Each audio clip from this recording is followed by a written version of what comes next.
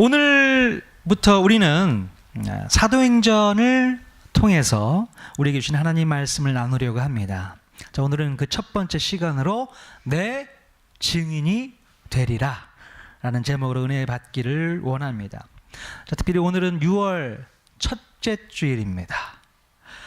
벌써 올해도 5달이 지나갔어요. 너무 시간이 빠르죠? 네, 한 달 너무 빠르게 지나가고 있다는 생각을 한번 해보게 됩니다. 자, 이번 6월 한 달 동안에도 정말 하나님과 통하고 여러 성도님들과 통하고 세상과 통하는 우리 통하는 교회 모든 성도님들이 다 될 수 있기를 주님의 이름으로 간절히 축원드립니다. 예. 올해 우리 통하는 교회 표어가 뭐죠? 네. 반석 위에 세운 교회, 반석 위에 세운 가정. 맞습니다. 자, 여기서 반석이 의미하는 것이 뭐라고 말씀드렸어요? 예수 그리스도. 바로 그 예수 그리스도의 반석 위에 세워지는 교회, 세워지는 가정이 되어야 된다고 말씀드렸습니다. 자, 예수 그리스도를 기반해야만 교회가 건강하고 예수 그리스도를 기초로 세워야만 가정이 건강할 수 있다라는 것입니다. 그래서 이것이 올해 우리 교회에 주신 하나님의 목표인 줄로 믿습니다. 우리가 예수 그리스도를 제대로 알아야만 그 반석 위에 교회를 세울 수 있고, 예수 그리스도를 정확히 알아야만 그 반석 위에 우리의 가정을 세울 수 있다는 것입니다. 자, 그래서 작년 12월부터 한 21번에 걸쳐서 예수님은 누구신가 우리가 공부했었지 않습니까? 예수님이 누구신지를 모르면 우리가 잘못된 신앙생활을 할 수밖에 없다는 것입니다. 예수 그리스도에 대한 정확한 이해 없이 건강한 교회가 있을 수 없고 건강한 가정이 있을 수 없다라는 것을 우리가 분명히 알아야 돼요. 자, 그리고 예수 그리스도를 알지 못하면 우리가 오늘부터 하게 될 사도행전 말씀을 제대로 읽어나갈 수가 없다라는 거예요.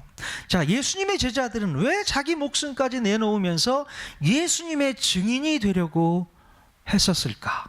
그 힘들고 어려운 핍박과 고통 속에서 왜 제자들은 예수님의 증인이 되려고 했었을까? 바로 예수님에 대한 정확한 이해 없이는 제자들의 행동을 우리는 이해할 수 없다라는 것입니다. 그러니까 예수님을 우리가 바로 알아야 되죠. 자, 그러므로 예수님이 누구이신지를 아직까지 난 잘 모르겠다 하시는 분들은 통하는 교회 유튜브 채널 들어가셔서 설교 말씀 다시 한번 들어보시면 좋을 것 같습니다. 차근차근 한번 들어보세요. 그러면 주일날 예배 때 놓쳤던 것들이 들려지는 놀라운 일이 생깁니다. 예, 그래서 꼭 한번 반복해서 또 들어볼 수 있기를 바랍니다. 자, 특별히 사도행전은요, 예수님께서 승천하신 뒤에 최초의 교회들이 어떻게 세워졌는지를 말씀하고 있습니다. 자, 그러므로 반석 위에 세운 교회를 목표로 하고 있는 우리 통하는 교회에서는 이 사도행전의 말씀을 분명히 배워 나가야 될 줄로 믿습니다. 사도행전에는 교회가 어떻게 세워졌고 어떤 기능을 하게 되고 또 어떤 모습으로 사역을 했는지를 기록하고 있습니다. 자, 그렇기 때문에 사도행전에 나오는 이 최초의 교회를 우리가 분명히 배워야 될 줄로 믿습니다. 어쩌면 오늘날의 교회가 그 최초의 교회, 이 초대교회의 모습을 많이 상실하고 있는지 모르겠어요. 우리가 배워야 되는 것이죠. 자, 어떤 대장장이가 여행을 하게 되었습니다. 여행을 하면서 그 대장간에서 일하고 있는 조수에게 자기가 없는 동안 일을 맡겼어요. 자, 말발굽 편자 아시죠? 말발굽에 비추는 편자. 자, 그림으로 보여드리고 있는데, 자, 그 모형을 하나 주고서 똑같은 모양으로 100개를 만들어 놔, 이렇게 요청을 하고 여행을 떠났다고 합니다. 자, 조수는 주인의 명령대로 그 편자 100개를 잘 만들어 놓았다고 해요.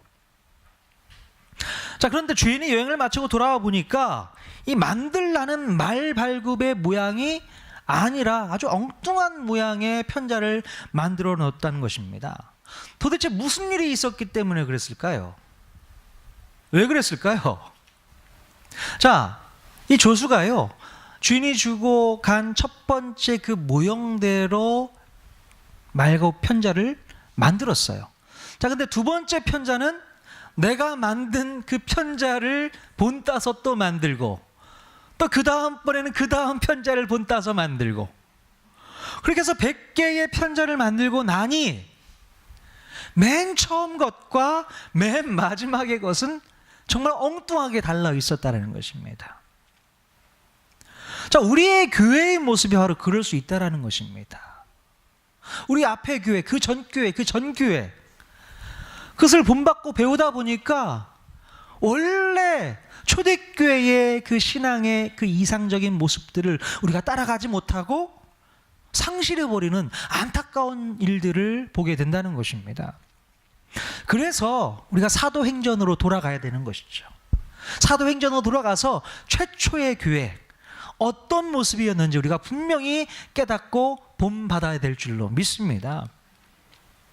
자, 우리가 사도행전 본문 말씀으로 들어가기 전에요, 통으로 보는 사도행전 30년의 시간들을 한번 살펴보도록 할게요. 글씨가 잘 안 보이시죠? 통성경 공부를 하게 되면 이 공부를 충분히 하게 될 텐데요. 한번 대충 한번 보도록 하겠습니다. 여러분, 사도행전의 배경은 대략 30년입니다. 자, 예수님께서 부활 승천하시고 나서 나중에 로마의 대화재 사건이 일어나는 AD 64년 때까지 한 30년의 시간을 사도행전 기간이라고 우리가 볼 수 있습니다. 그래서 사도행전의 배경은 30년의 시간을 담고 있다라는 겁니다.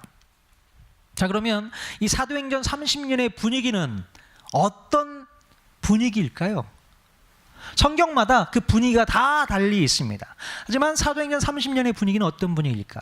바로 대제사장 세력과 예수님의 제자가 대립하면서 하나님 나라를 땅끝까지 전달하는 분위기가 바로 이 사도행전 30년 분위기라고 말씀드릴 수가 있겠습니다. 자, 예수님의 제자들은 바로 복음 1세대들이었어요. 복음 1세대들. 바로 이 복음 1세대들이 하나님의 교회를 세우고 바로 그 교회를 통해서 하나님 나라를 확장해 나가는, 하지만 그 가운데에 계속해서 대제사장 세력들이 핍박하고 또 그들을 고통스럽게 만드는 일들이 있었다라는 것을 사도행전 30년의 분위기를 통해서 우리가 알 수 있게 된다는 것입니다. 자, 예수님께서요 승천하시고 바로 바울이 죽기까지 이 30년의 시간 동안 이 사도행전은요 전체적으로 봤을 때는 5차례의 사내들인 공회 재판이 기록되어 있습니다. 그리고 사도 바울의 1차, 2차, 3차 전도 여행이 포함되어 있어요. 자, 이것만 틀을 가지고 사도행전을 보시면 사도행전이 쉽게 이해가 될 수 있습니다. 몇 차례에 걸친 사내들인 공회 재판이 있었다고요? 네, 5차례에 걸친 사내들인 공회 재판이 있었습니다. 자, 참고로 말씀드리면 1차 사내들인 공회 재판을 통해서 예수님이 십자가 처형을 받게 되셨다는 거죠. 네, 그 재판을 통해서 예수님이 십자가 처형을 받게 되셨고요. 바로 그 다음에 2차 사내들인 공회 재판이 있습니다. 자, 2차 사내들인 공회 재판이 이루어진 배경은 베드로와 요한이 성전 미문에 있는 나면서 걷지 못하는 장애인을 고치면서 그것이 이제 문제를 만들어서 사내들인 공회 재판으로 넘겨지게 되고요. 그때는 그들을 협박하고 내보내는 수준으로 끝나게 됩니다. 하지만 3차 때는 다시 제자들을 불러들여서 그들을 매로 때리고 내보내는 그런 재판 과정이 이루어지게 되고요. 바로 4차 사내들인 공회 때는 누가 순교를 하죠? 스데반 집사님께서 순교를 하게 됩니다. 자, 그러고 나서 이제 사도 바울이 회심을 하고 1차 전도 여행, 또 2차 전도 여행, 3차 전도의 여행을 거쳐서 이제 서바나 선교를 위한 로마 선교 센터의 목적을 가지고 로마 교회에 편지를 보내게 되죠. 자, 너희들 로마가 선교 센터의 중심이 되었으면 좋겠다라는 요청으로 로마서도 기록하게 됩니다. 자, 이제 로마로 가기 전에 이 사도 바울은 다시 예루살렘으로 돌아오게 되죠. 근데 그때 예루살렘에서 바로 산헤드린 공회에 또 잡히게 됩니다. 그래서 5차 재판을 하게 되고요. 겨우 이제 살아서 나와서 결국 6차 산헤드린 공회를 시도하려고 했던 것이 무마되고 결국 황제 재판을 원해서 사도 바울은 로마로 후송되게 되는 일들이 발생하게 되고요. 거기서 이제 인생을 마감하게 됩니다. 언제요? 바로 AD 64년 로마 대화재 사건이 일어났을 때에 로마 황제가 바로 이 화재 사건의 범인이 누구라고 지목하고 있습니까? 자, 크리스찬들이 이 화재 사건의 주범이다라고 요청을 했고요. 바로 200명이나 되는 크리스찬 지도자들을 다 순교시키는 일이 발생하게 됩니다. 그때 사도 바울이 죽임을 당하게 되고 그 다음부터 이제 분위기가 달라집니다. 그 분위기는 공동서신 9권 분위기로 이어지게 된다는 것입니다. 아무튼 간에 우리가 사도행전 30년 분위기 여러분 대충 이해하시겠습니까? 자, 이 분위기를 가지고 우리가 사도행전 계속 이어가도록 하겠습니다. 제가 그때마다 설명을 또 해드리도록 하겠습니다. 자, 이제 오늘 본문 말씀으로 들어와서 살펴보면요. 자, 오늘 1절 말씀에 사도행전의 수신자가 기록되어 있는 것을 볼 수 있습니다. 자, 우리가 읽지는 않았지만요. 1절 말씀에 보면 데오빌로요, 내가 먼저 쓴 글에는 이라고 이렇게 기록되어 있어요. 자, 사도행전의 저자는요, 이미 데오빌로에게 편지를 썼던 것 같습니다. 바로 그 길이 뭐냐면 누가복음이었습니다. 자, 여러분 누가복음의 저자는 누구일까요? 되게 어렵네요. 누가복음의 저자는 누가죠. 자, 바로 이 누가복음의 저자 누가가 책을 2권 썼는데 첫 번째 책이 누가복음이고 두 번째 책이 사도행전이라는 것입니다. 자, 누가복음과 이 사도행전의 그 성경 분량이요, 신약 성경의 한 4분의 1 정도 되는 분량이라고 합니다. 꽤 많은 분량을 이 누가가 기록하고 있습니다. 자, 누가는 이 2권의 책을 데오빌로에게 써 보내면서 예수님이 누구신가를 분명히 가르치고 있습니다. 자, 그러면 데오빌로라는 사람은 어떤 사람이었을까요? 이 데오빌로라는 그 이름의 뜻은 하나님의 사랑을 받은 자라는 뜻을 갖고 있습니다. 자, 누가복음서에는요, 데오빌로 각하라고 표현되고 있어요. 아마도 로마의 고위직 관료가 아닌가 싶습니다. 자, 누가는 예수 그리스도를 믿게 된 이 데오빌로 각하에게 첫 번째 편지인 누가복음서를 쓰게 되죠. 자, 그때까지 데오빌로는 하나님에 대해서는 알고 있었던 것 같은데 바로 예수님에 대해서는 몰랐던 것 같습니다. 자, 그리고 이제 어느 정도 시간이 흘렀는지 모르겠지만 누가는 또 이 데오빌로에게 두 번째 책인 사도행전을 써서 보내게 됩니다. 이 사도행전의 말씀을 통해서 바로 하나님 나라가 어떻게 세워져 나가고 있는지를 설명하게 됩니다. 자, 그런데 여기서 보면요, 데오빌로의 호칭이 살짝 바뀌는 것을 볼 수 있어요. 어떻게 바뀝니까? 누가복음에서는 데오빌로 각하여 라고 호칭하고 있는데 사도행전에서는 데오빌로요 라고 호칭이 바뀌어 있는 것을 볼 수 있어요. 자, 왜 이렇게 될까요? 아마도 이 두 번째 편지를 쓸 때쯤에서는 시간이 어느 정도 좀 흘렀던 것 같습니다. 자, 그동안 데오빌로는 신앙 안에서 이제 한 가족이 되었음을 말해주고 있는 것 같아요. 뭐 예를 들면 처음 교회에 이제 오시게 되는 분들에게 뭐 특별한 호칭이 없으니까 누구누구 사장님, 김 사장님, 이 사장님이라고 부를 수 있는데 어느 정도 시간이 지나고 나면 뭐라고 불러요? 누구누구 집사님, 누구누구 성도님 이렇게 부르는 것과 똑같은 것 같아요. 데오빌로가 하나님의 말씀을 순차적으로 배우고 이제 그리스도인 공동체에 속하게 되었다라는 것을 우리가 추측해 볼 수 있습니다. 자, 누가는요, 이 데오빌로에게 먼저 알아야 될 것들에 대해서 미리 이야기를 하고 있는 것을 볼 수 있어요. 바로 누가복음을 전하고 그 다음에 사도행전을 전했다라는 것입니다. 우리가 성경을 배우는 것도 순서가 있습니다. 순서가 있어요. 자, 여러분 영어를 배울 때 뭐부터 제일 먼저 배우죠? 알파벳부터 우리가 분명히 알고 배워야만 영어가 익혀지는 거잖아요. 근데 어려운 독해부터 하려고 하면 되겠습니까? 안 되죠. 자, 마찬가지로 우리가 성경을 공부할 때도 제일 먼저 배워야 할 내용이 뭘까요? 바로 우리 예수님이 누구시냐, 이거 먼저 우리가 배워야 되는 것입니다. 예수님이 누구인지를 먼저 알아야만 그 다음 단계를 우리가 배울 수 있게 되는 것이죠. 자, 그래서 누가가 데오빌로에게 제일 먼저 가르쳤던 것이 무엇이냐면 바로 누가복음에서 바로 예수 그리스도께서 이 땅에 오셔서 무엇을 행하셨고 무엇을 가르치셨는지를 데오빌로에게 알려줬다라는 것이죠. 자, 우리가 예수님이 누구이신지도 모르면서 성령의 능력, 성령의 은사에 꽂혀서 그것부터 배우게 되면 결코 건강한 믿음과 신앙을 절대로 배울 수가 없다라는 것입니다. 예수님께서 이 땅에 왜 오셨고 무슨 일을 하셨고 무엇을 가르쳤는지를 알지도 못하면서 성령의 역사가 어떻고 성령의 은사가 어떻고 성령의 능력을 추구만 한다면 그 믿음은 잘못된 신비주의로 빠질 수밖에 없어요. 잘못된 은사주의로 빠질 수밖에 없다라는 것입니다. 그러므로 우리가 신앙생활을 시작하는 우리에게 있어서 제일 중요한 것은요, 예수 그리스도를 먼저 인격적으로 만나야 한다는 것입니다. 인격적으로 만나야 돼요.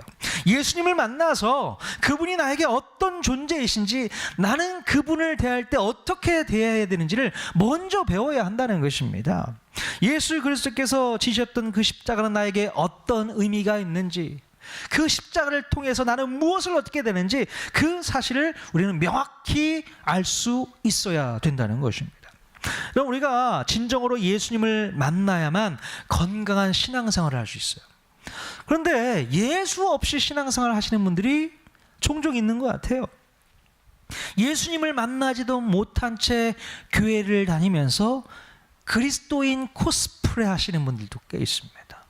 코스프레가 뭐예요? 멋모인 척하는 거, 코스프레. 자, 그들은요 오랫동안 교회를 다니면서도 절대로 변화되지 않습니다. 아니, 변화되고 싶은 마음조차도 없어요. 그러면서 자기는 많이 변화되고 있고 많이 달라졌고 거룩하고 나처럼 신앙생활 잘하는 사람이 없다라고까지 생각한다는 것입니다. 너무나 안타깝죠? 정말 변화되지 않는 사람들을 바라보면 그 속에 정말 예수가 있나라는 생각이 들 정도예요. 정말 예수가 우리 마음 가운데 계시다면요, 우리가 상대방에게 이야기를 할 때 그렇게 말하면 안 되고 그렇게 행동하면 안 되는 겁니다. 여러분 잘 아시잖아요. 정말 예수 믿고 변화받은 삶을 사는 사람들과 대화할 때는 참 기분이 좋습니다. 옆 사람과 대화할 때도 기분이 좋아야 돼요. 그런데 이상하게 이 사람과 대화할 때는 막 기분이 찝찝하고 뭔가 불편하고 같이 상대하고 싶지 않은 사람들이 간혹 있습니다. 불편한 상대. 어떻게 해야 돼요? 뭔가 변화되지 않는 거예요. 예수 믿은 지가 한참 됐음에도 불구하고 변화되지 않는 모습. 과연 뭐가 문제일까? 우리가 돌이켜 봐야 된다는 것입니다. 자, 예수님을 만난 사람은요, 뭐부터 변화되어야 될까요? 바로 인격적인 변화가 먼저 있어야 됩니다. 인격이 바뀌지 않고 인격이 변화되지 않았는데 능력만 받으려고 하니까 사람이 이상해집니다. 이상해져요. 인격이 바뀌지 않으니까 세상 사람들에게는 늘 욕만 먹고 살아요. 인격이 바뀌지 않으니까 부부 사이에서 늘 트러블이 일어나게 되는 것입니다. 이웃들과의 관계 속에서도 좋지가 않습니다. 자, 그러면서도 뭐 기도는 어떻게 해야 되고 방언은 어떻게 받아야 되고 자녀들이 잘 되고 또 사업이 잘 되고 병이 고쳐지기만을 간구하는 그런 이상한 그리스도인, 마치 세상 미신을 믿는 것과 똑같은 그리스도인들의 모습을 볼 수 있게 된다는 것이죠. 저는 우리 통하는 교회 모든 성도들이요, 바로 예수님을 먼저 인격적으로 만날 수 있기를 주님의 이름으로 간절히 축원드립니다. 예수님을 만나야 돼요. 예수님을 정확히 이해해야 돼요. 그것부터 시작인 줄로 믿습니다. 자, 우리는 예수님께서 내 죄를 위하여 십자가에 달리셨음을 믿고 내 죄가 용서받았음을 깨달아야 하는 것입니다. 예수님께서 지셨던 이 십자가 십자가의 복음은 내 사업이 잘 되고 내 자녀들이 출세하고 내 육신의 질병이 치유되기만을 위해서 있는 그런 복음이 결코 아니라는 겁니다. 그것 때문에 우리 예수님께서 십자가 지신 게 아니란 얘기예요. 우리 예수 그리스도의 십자가 복음은요, 악한 사단으로 인해서 생겨난 이 죄의 문제를 해결해 주는 놀라운 하나님의 능력인 줄로 믿습니다. 그 죄의 문제가 해결됨으로 말미암아 내 인격이 변화되어지고 우리 가정이 변화되고 우리의 교회가 변화되는 놀라운 역사가 있게 되는 줄로 믿습니다. 여러분, 이 십자가 복음은 사단에게 빼앗겼던 통치권을 다시 되찾는 것입니다. 아멘. 그래서 하나님의 말씀이 통치하는 하나님 나라를 완성해 가는 것이 목적인 것입니다. 하나님 나라를 완성해 가는 것, 이것이 가장 중요한 목적인 줄로 믿습니다. 그러기에 우리 예수님께서 십자가에 달리시고 부활하신 뒤에 승천하시기 전까지 한 40일 정도의 시간이 있었는데, 그때 동안 예수님께서 뭘 하셨을까요? 사도행전 1장 3절 말씀 같이 한번 읽겠습니다. 시작. 그가 고난받으신 후에 또한 그들에게 확실한 많은 증거로 친히 살아계심을 나타내사 40일 동안 그들에게 보이시며 하나님 나라의 일을 말씀하시니라. 아멘. 자, 예수님께서는요, 하늘로 승천하시기 전까지 이 40일이라는 시간 동안 바로 하나님 나라의 일을 말씀하시면서 시간을 다 쓰셨다는 겁니다. 뭐 하셨다고요? 하나님 나라의 일을 말씀하셨다는 거예요. 예수님께서 부활하신 뒤에 40일 동안 뭐 병자를 고치셨다거나 죽은 사람을 살리셨다거나 어떤 놀라운 기적을 일으키셨다는 기적이 전혀 없습니다. 예수님께서 부활하신 목적이 바로 그런 목적 때문에 부활하신 것이 아니기 때문에 그렇습니다. 자, 물론 물고기 잡는 제자들에게 찾아오셔서 잠깐 표적을 보여주신 일은 있었지만, 자, 승천하시기 전까지 우리 예수님은요, 오롯이 하나님 나라의 일을 말씀하시기 위해서 부활하셨다라는 사실을 우리가 기억해야 된다는 것입니다.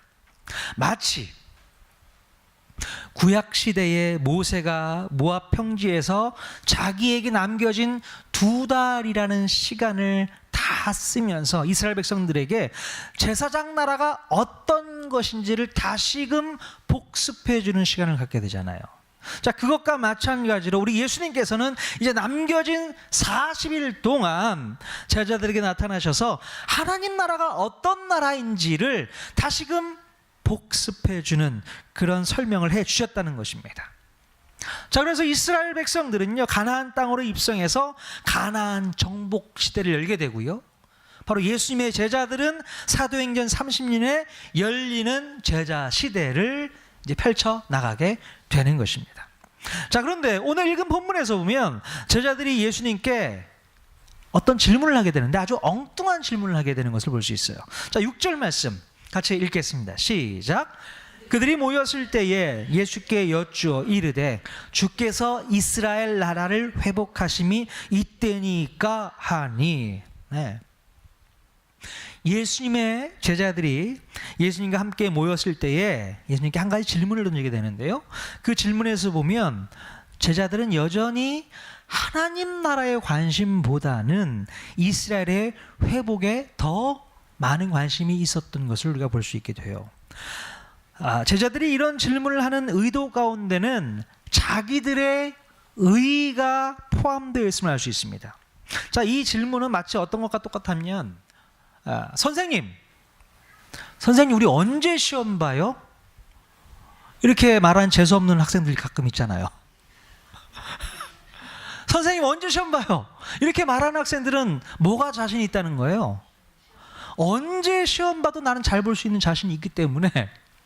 근데 어떤 친구들은 아유, 저 재수없어. 누가 이렇게 재수없다고 얘기합니까? 시험 준비가 잘 안 돼 있는 친구는 재수없다고 얘기를 하잖아요. 예수님의 제자들이 바로 지금 이 수준에 있는 거예요. 나는 충분히 예수님을 3년 동안 따랐고 예수님을 잘 섬겼고 믿었고 옳은 길을 택해 지금까지 왔기에 언제라도 그 때가 오면 나는 예수님의 제자로서 충분히 드러날 수 있다, 이 얘기를 하고 싶은 겁니다. 자신들의 그 의로움이 세상에 빨리 드러날 수 있기를 기대해서 이런 질문을 던졌던 것이에요. 자, 이런 생각을 마음 가운데 하고 있는 제자들을 바라보면서 예수님이 마음 가운데 어떤 마음을 들었을까요? 야, 도대체 너희들 지금까지 뭐 듣고 있었던 거야? 예수님께서 화가 나지 않았을까 싶어요.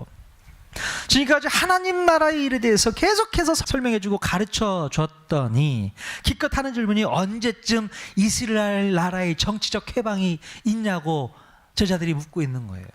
너무나도 속상하고 안타깝죠. 그럼 도대체 우리는 언제쯤 하나님 나라의 일에 관심을 가질 수 있을까요? 자, 하나님 나라는 목사님만 신경 쓰는 겁니까? 하나님 나라는 저 멀리 떠난 선교사님들만 신경 쓰는 겁니까? 여러분, 우리 모두가 바로 하나님 나라의 거룩한 시민이 되었음을 분명히 깨달을 수 있기를 바랍니다. 우리 하나님 나라의 거룩한 시민들이에요.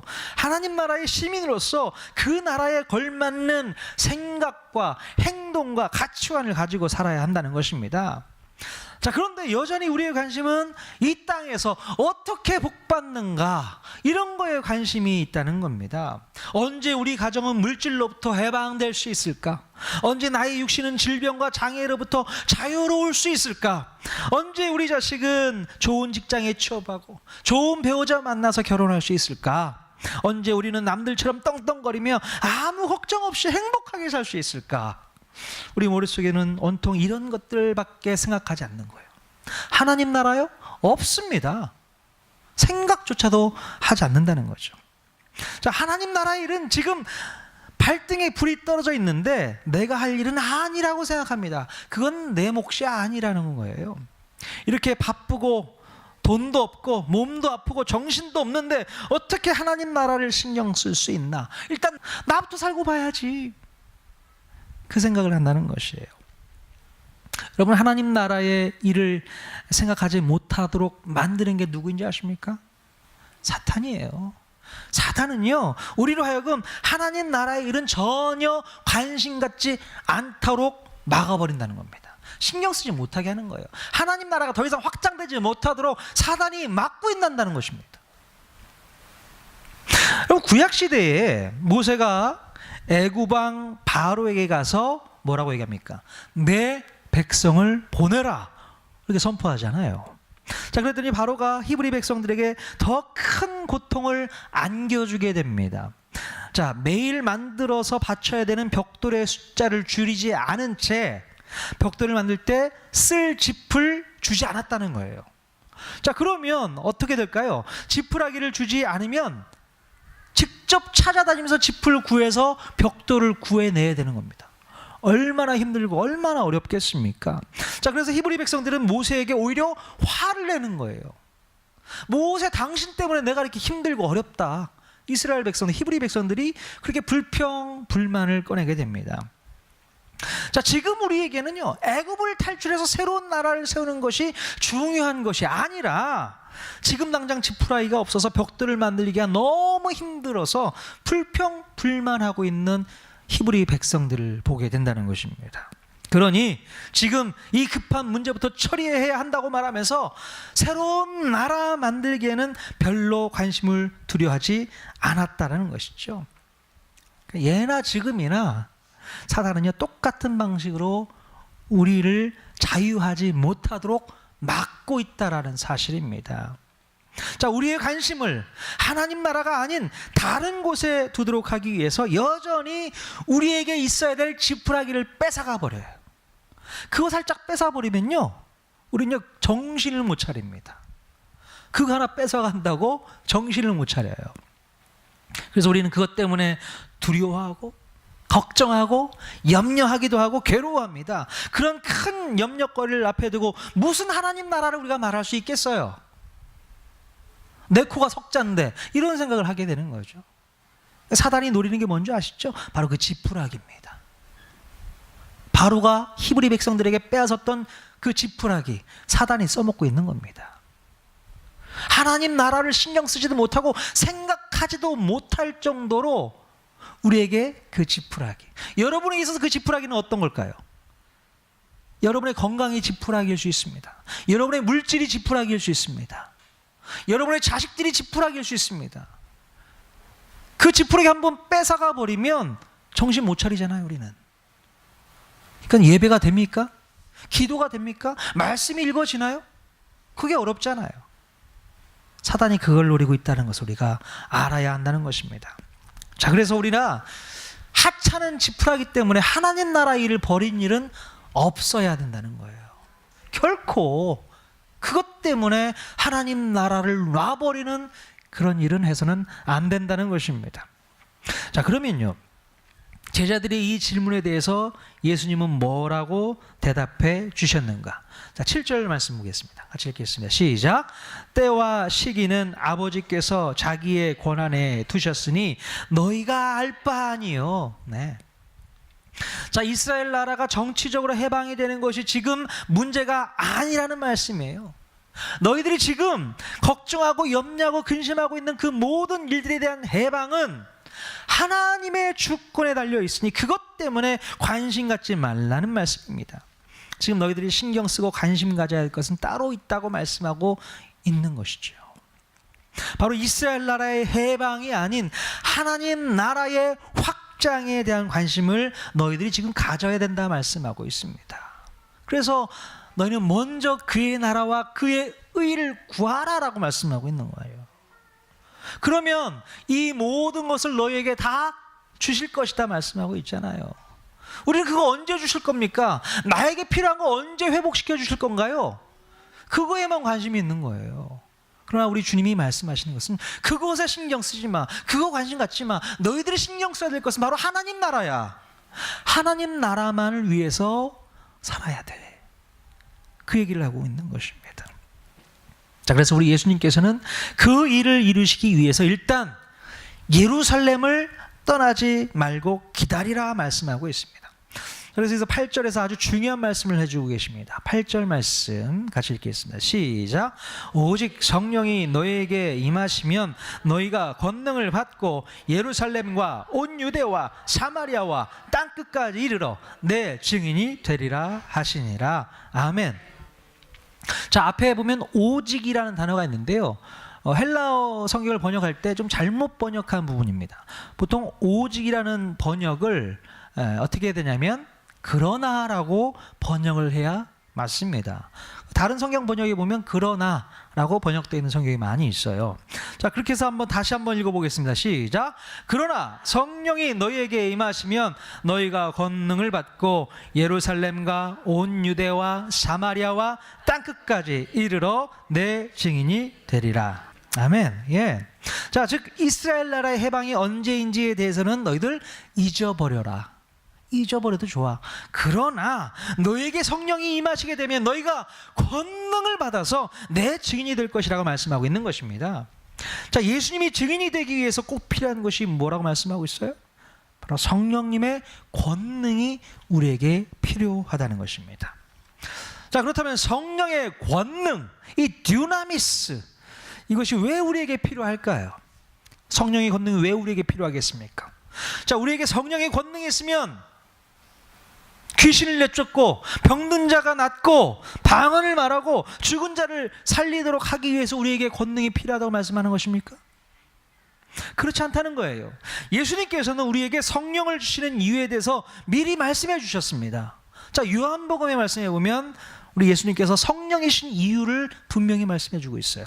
자, 14장 16절 보니까요, 같이 읽겠습니다. 시작. 그가 또 다른 보혜사를 너희에게 주사 영원토록 너희와 함께 있게 하리라. 자, 예수님께서 성령 보혜사를 보내주실 거라고 말씀하고 있습니다. 왜 보내주시나? 바로 26절에 있습니다. 또 읽겠습니다. 시작. 보혜사 곧 아버지께서 내 이름으로 보내실 성령, 그가 너희에게 모든 것을 가르치고 내가 너희에게 말한 모든 것을 생각나게 하리라. 아멘. 자, 예수님께서는 왜 보혜사 성령님을 보내준다고 말씀하고 있다고요? 바로 예수님께서 이 땅에서 가르쳐 주신 그 진리의 말씀을 우리가 잘 깨닫도록 하기 위해서 보내준다는 얘기입니다. 예수님이 우리에게 가르치셨던 그 진리의 말씀들을 다시 한번 생각나게 하시기 위해서 성령님을 주시겠다 말씀하고 있는 것입니다.